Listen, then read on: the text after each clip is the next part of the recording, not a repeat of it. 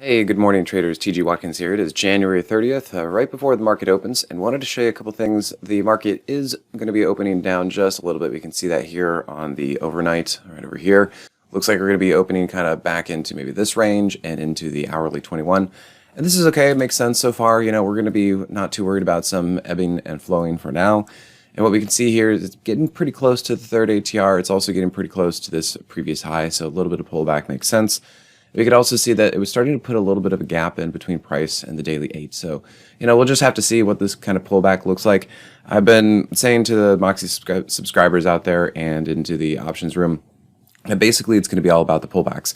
We need to see if this market can handle pullbacks, can handle dips, you know, kind of like that, I think it was this one right here, the Microsoft earnings, you know, big move down, basically a liquidation break. And you know what? Got bought right back up. So these are the things that we need to continue to see if the market can handle news like that, can handle moves. Same thing like this. If dips generally can get bought up, then we're going to be seeing that this is a pretty good, strong market, and we want to see if they can handle incoming news like that.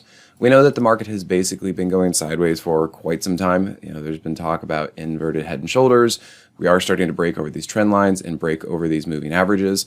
There are also a lot of statistics that say that if January is a strong year or a strong month after a down year, a lot of historical statistics say that we should be having a pretty strong bullish year. Now, of course, we don't know what the path looks like. And of course, economic news could throw that off. Of course, there's a lot of talk about recession and inverted yield curve, all that kind of stuff. We just don't know when that's going to matter. So, okay, we'll keep that in mind. And if we look at the Dow, this is another something that we can look at and say, you know what? If the market just kind of holds up, I think that could be a green light for a lot of stocks underneath. If we look at the Dow back here in 2020, got over the monthly 10, you can see the same thing here, got over the monthly 10. It got over the moving averages here on the weekly chart. And if you just look, I mean, it's really just kind of been going sideways. So, you know, there's a flag. So let's see if this can continue to hold up like this. Even if the SPY continues to do something like this, I think that would be okay. You know, if we look here at the daily chart, it's been chopping around a bit, but it's been holding up. You know, these kind of pullbacks right here, doing okay. So we're going to be watching for this and seeing if the market can generally do something like this.